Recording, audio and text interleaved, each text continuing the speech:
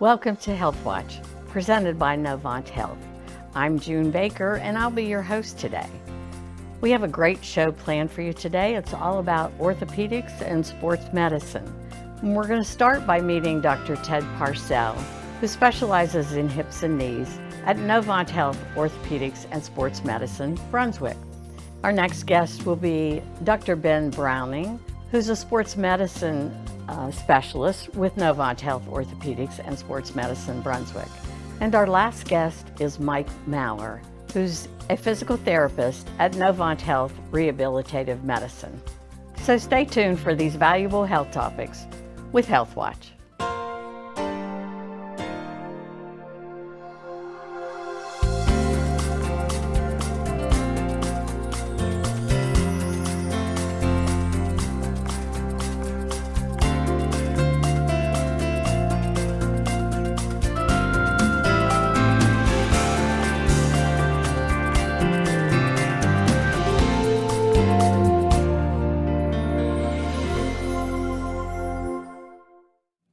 Our first guest today is Dr. Ted Parcell of Novant Health Orthopedics and Sports Medicine, Brunswick.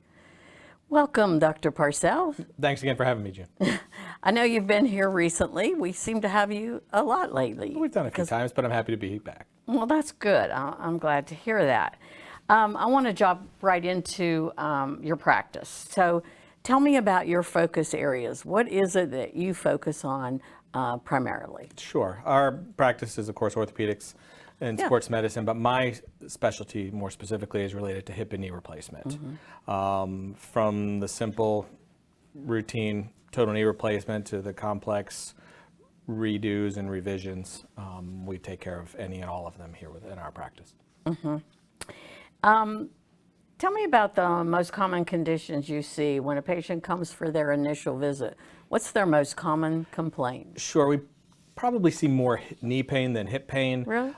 Yes, and by and large, most guys have a breakdown, probably about 2/3 knees, 1/3 hips, somewhere in there.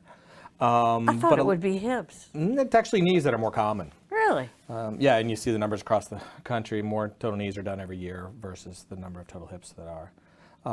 But a lot of arthritic joint pain will start out. Some patients have had surgery before. Some patients are brand new and this is the first time having pain, and we can start from scratch or we can pick up from where someone else may have left off. We've done it all.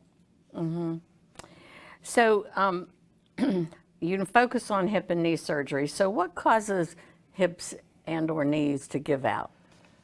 There are various reasons. Hips to start. It's not just getting old? That's an easy way to put it. But the top two ways that we see hips fail are, one, there's a low degree of dysplasia where the hip was not shaped properly at birth. You know, we catch some of the real outliers as newborns, but some of the real subtleties we don't catch, and they show up later in patients' 50s, 60s, 70s, and they show up with some hip arthritis after many years of having that.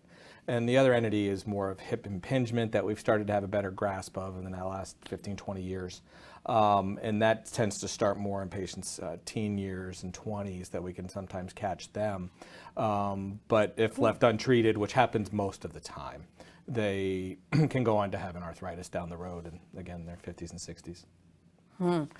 And then as far as knees go, knees tend to be a bit more post-traumatic. You'll see old injuries, former meniscal tears that have, were done many years ago, and after years have gone by, they've gone on to have arthritis. Yeah.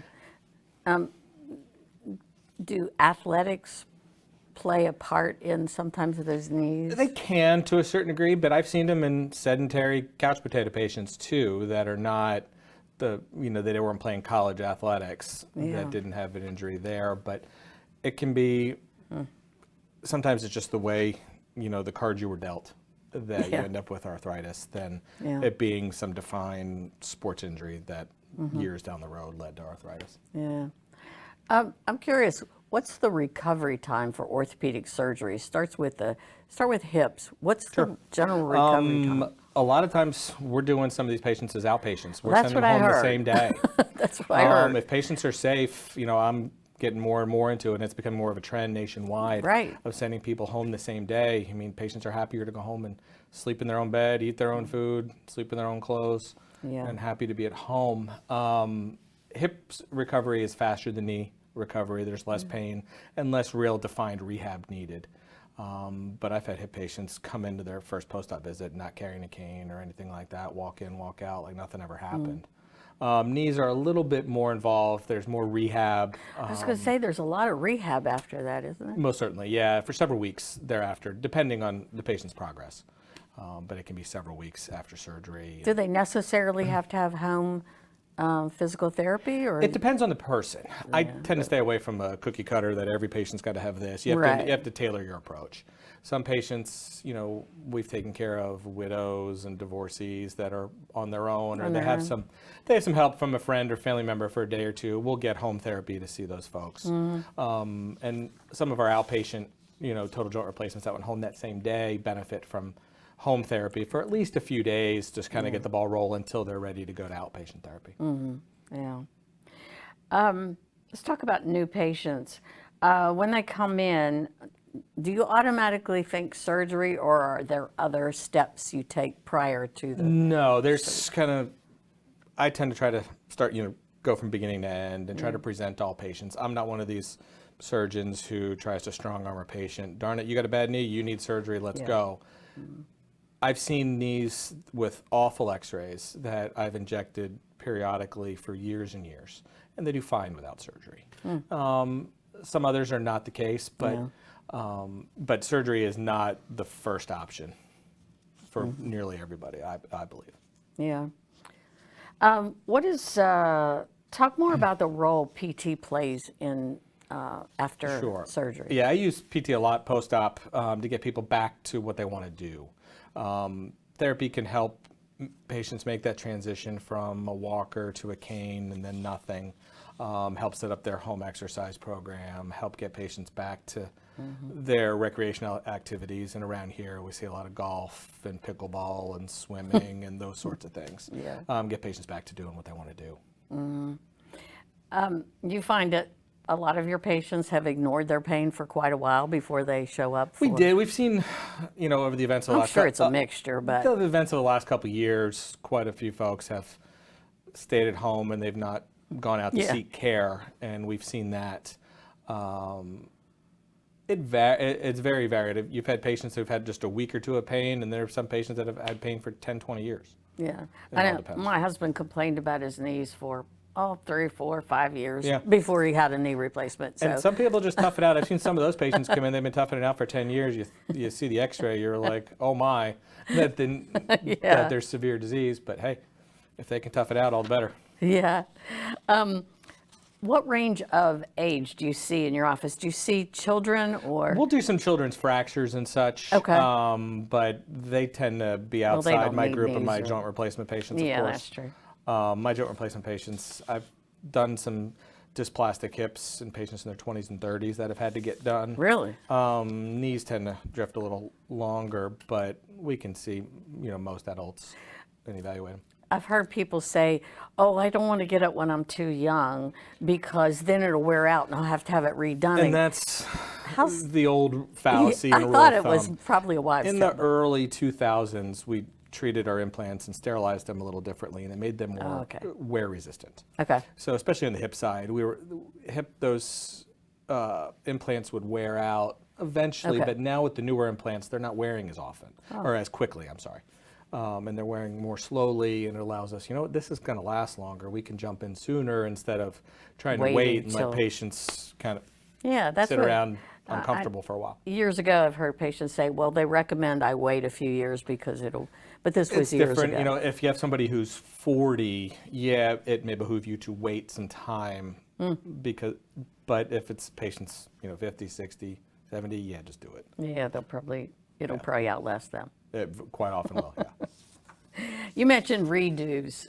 Yes. So you're comfortable if a patient moves down here and they've had a prior replacement? We've seen quite a lot of that lately. Really? A lot of patients over the past year or so have moved here, particularly from the Northeast. Yes. And I've seen many joint replacements done through, Pennsylvania, New Jersey, New York, Ohio, Maryland, all over, and have come down. Hey, I haven't had it looked at in a few years. Let me look at it. Many of which are fine. Once in a while, you see one that may require some additional work. Well, that's great information. You've been a great guest today, and I so appreciate you coming on. And we want to have you back soon because I hear there's a lot of things happening in the orthopedic world in terms of equipment and what have you. Certainly. So looking forward to having you back. We'll be back. All right. Thanks again.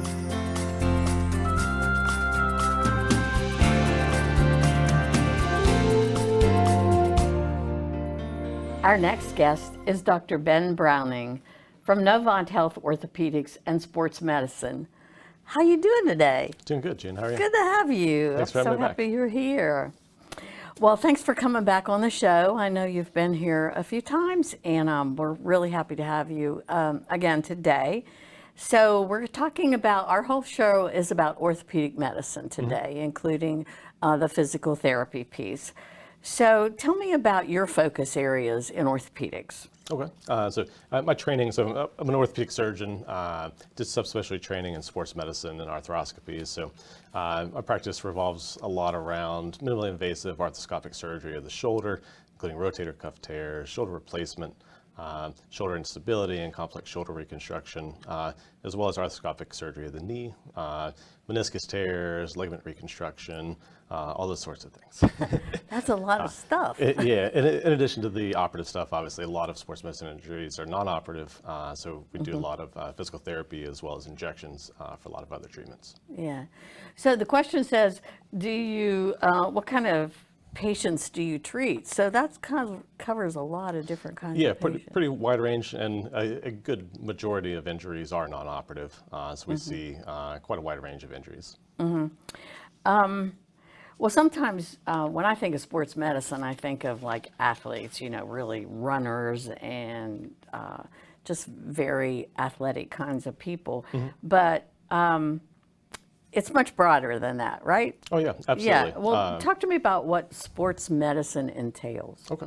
So really any injury revolving around either a true sport, whether individual or group sport, as well as injuries just revolving around working out. And so it covers really a wide range of injuries as well as sports.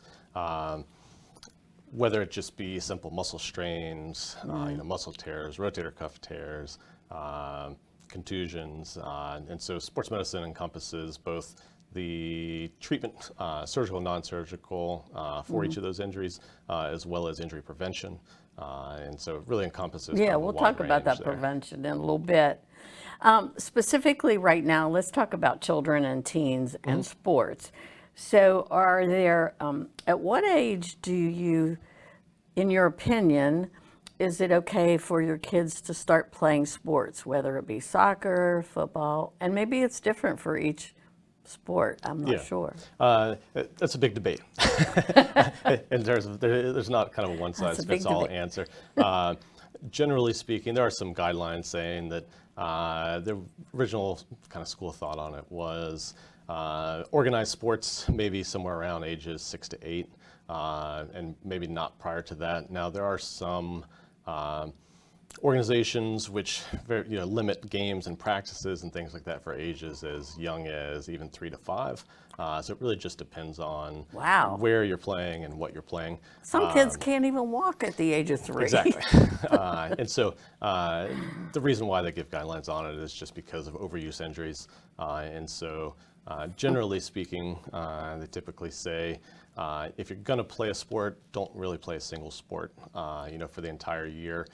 Try and limit it to less than about 8 months out of the year for that sport, and limit the number of hours that you're doing it to the number of years of age that you are. So if you're, an 8-year-old, not really playing a single sport or doing a single activity for more than about 8 hours a week.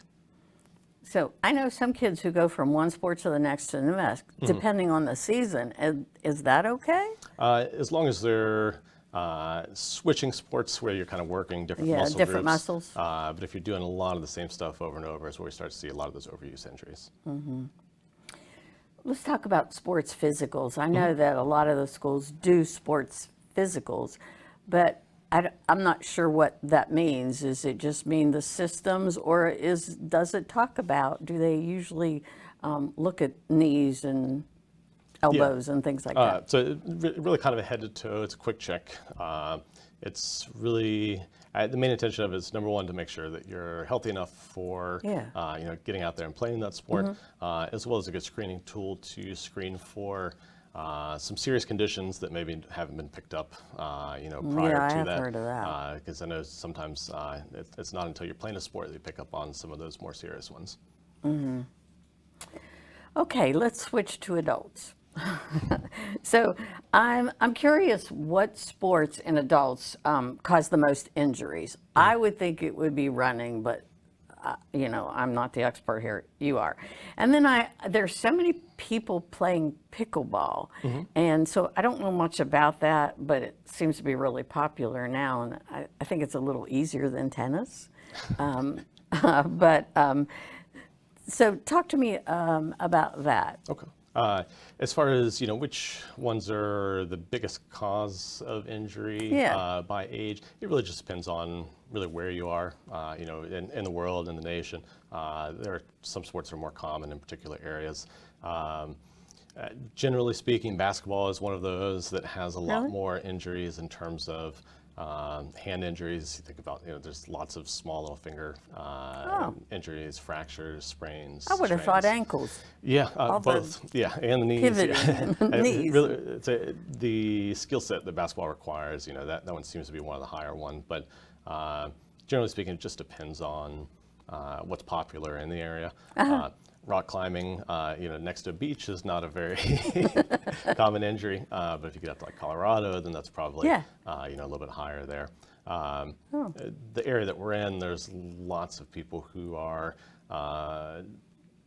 older in age, but physiologically play a lot of sports as if they're 20, 30 years younger. And so being a lot more active, we see a lot of similar injuries in them that we would see in 30 and 40-year-olds as well. So it just depends on your activity level and which sports you really enjoy.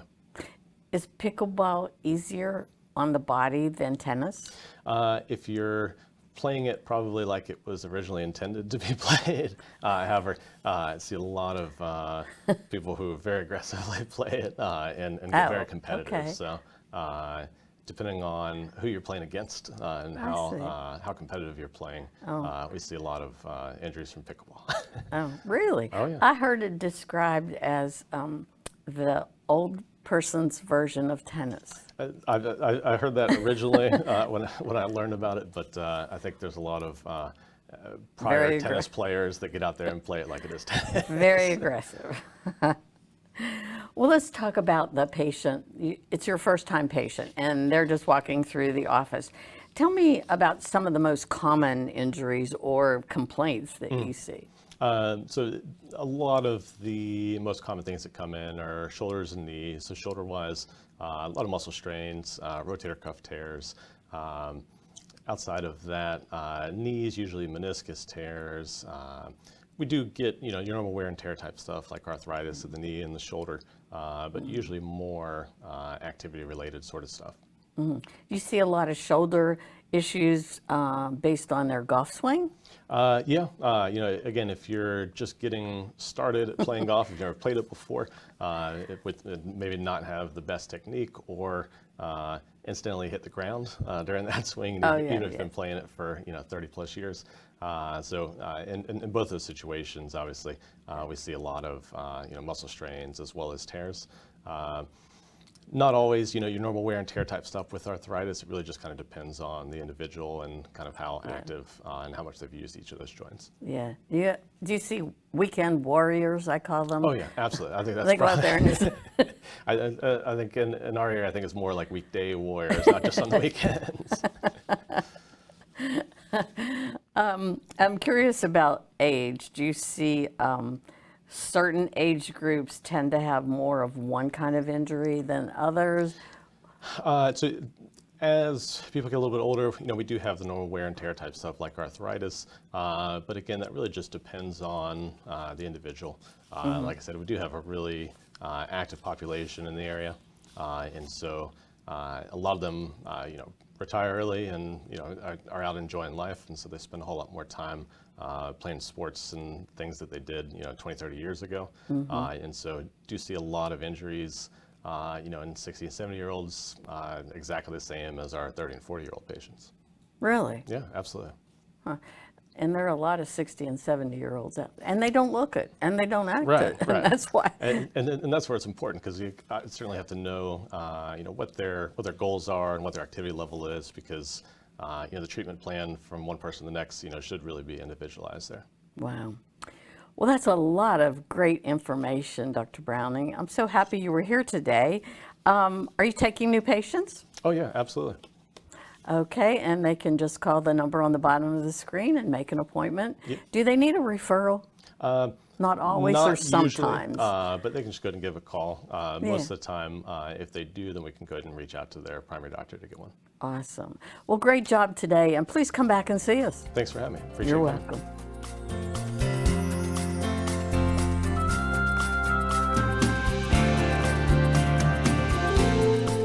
Our next guest is Mike Maurer of Novant Health Rehabilitative Services. Thank you so much for coming today. It's a pleasure to have you. Thanks for having me, June. I know you've been here before, but let's remind our viewers a little bit about you, like where you went to school and your credentials. Okay, so originally I'm from Northeast Ohio. I went to college in Western Pennsylvania at Slippery Rock University for my undergraduate. Then I got my doctorate of physical therapy at Youngstown State, which is in Northeast Ohio. Moved down here about 7 years ago. So technically you're Dr. Maurer. I have a doctorate degree, yeah. I kind of like the informality of just calling me Mike. I know, but I should have introduced you as Dr. Mike Maurer. It's okay. You'll forgive me, I will. right? So tell me about your role at Novant Health. So currently I work, and many of our staff work, in the outpatient facility in Charlotte as well as in the hospital. They have varying different roles in the healthcare spectrum, but I think splitting the roles between the two facilities really kind of helps diversify our provided services, as well as It's a little more interesting. makes it interesting, keeps our staff sharp. Yeah, that's great.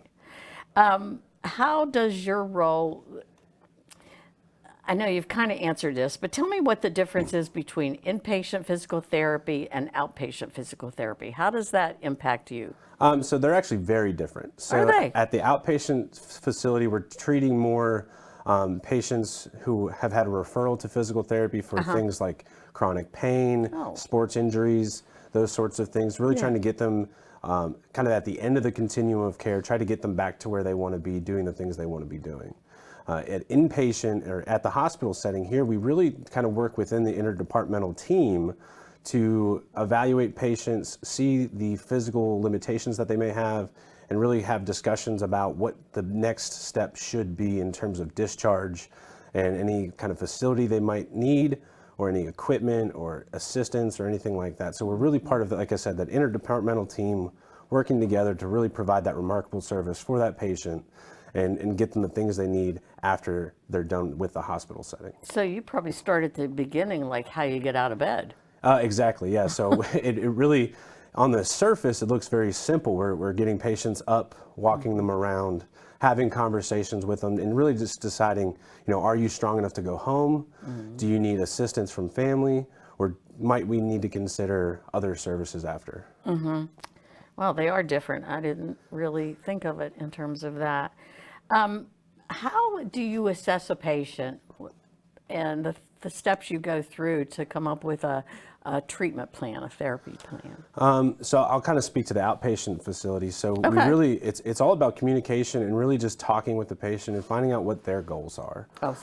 So some patients just simply want to be able to get up out of bed and kind of walk the dog. Other patients need to get back to sports. Pickleball's a big thing down here. We've had this pickleball conversation all day. And so it's one of those things where, patients come in and they might be any kind of varied sense of an athlete, and we want to get them back to doing what they want to do. And we take a really personalized approach to that. And that's where, we spend 45 minutes of that evaluation really talking with you about your, concerns, your goals, and really diving into figuring out what exactly you need in that treatment plan. So what part does the referring physician play in this? What are your interactions like with them, and do they play a part in that treatment plan? They can. So typically, we do ask that our patients do get a referral from whether it's their primary care or a specialist like an orthopedist, sometimes neurologists, just so we can kind of have an idea of who's also involved in their medical care. When it's coming from a primary care provider and sometimes from an orthopedist, usually when it's just kind of a first step in in conservative interventions, we really kind of, they rely on us to kind of set that plan and decide what's best. When we're dealing with more post-operative care like shoulders or knees, depending on the type of surgery, there is certain protocols that we do follow based on what the surgeon recommends and what they feel is best practice. And it's more of a recipe. You can kind of tweak and change little things, but there are hard milestones on things that you can and can't do. And we really work hand in hand with the surgeons in that respect to make sure we're providing the best care for their patients. Yeah, so then as the patient goes through their therapy and their treatment plan, does the primary care or does the referring physician get reports on how they're doing? And so the beautiful thing about Novant Health is we all work within one electronic medical record, so we can see any physician or orthopedic notes from any follow-ups, and conversely they can see any of our daily notes. We do send reports back, whether it's a progress note or a reevaluation or whether it's your discharge note, to the physician so that they can kind of get an idea of where you're at and what our plan is going forward. And we typically do that around 4 weeks and every 4 weeks throughout the process. I'm curious, what's the most common complaint that you see? Or there's so many of them. So yeah, the population in Brunswick County is kind of unique, and so we're dealing typically more with those kind of middle-aged and a little older individuals. So you can have those acute injuries, like muscle sprains and that sort of stuff. But then we also deal a lot with the chronic issues like back pain, knee pain, hip pain. Shoulders is another very common thing. Do you think the golf and what have you, the activity level of folks, they play a large role in that? Absolutely. Because this seems to me the folks down here are much more active than where I came from in Ohio and West Virginia. Absolutely, yeah. So it's a great thing that everybody's really active because it keeps you kind of loose and limber. But there are some times where being too active can be detrimental to yourself. So that's why we say as soon as you start feeling something that doesn't feel right, you really want to get it addressed, because we have our best outcomes when we address orthopedic issues early. Yeah, and then there's those weekend warriors or those weekend rugby players, such as yourself and some others that I know. Occasionally we're doing things we shouldn't be doing. At that age, perhaps. Yes. But you can handle that, right? Absolutely. You guys can take care of that. I know that you've already spoken to the inpatient and outpatient PT part, but when the patient thinks they'd benefit from PT, where should they start? Should they contact their primary care, their orthopod, or any? So we have great working relationships with everybody within the Novant system and outside. Typically, sometimes all it takes is a phone call, particularly if the patient has had success or had experience with physical therapy in the past. A lot of times the primary care providers are okay with you calling, asking for a referral to physical therapy, and as long as it doesn't sound serious, they're okay sending a referral even without an office visit, because it helps reduce the burden of care on their office as well as on the patient, because it expedites that process to get into the therapy clinic. Absolutely. Well, Mike, it's been a pleasure as always to have you. Thank you very much, and I hope you'll come back. Thanks for having me. I'm always welcome to come back. Great.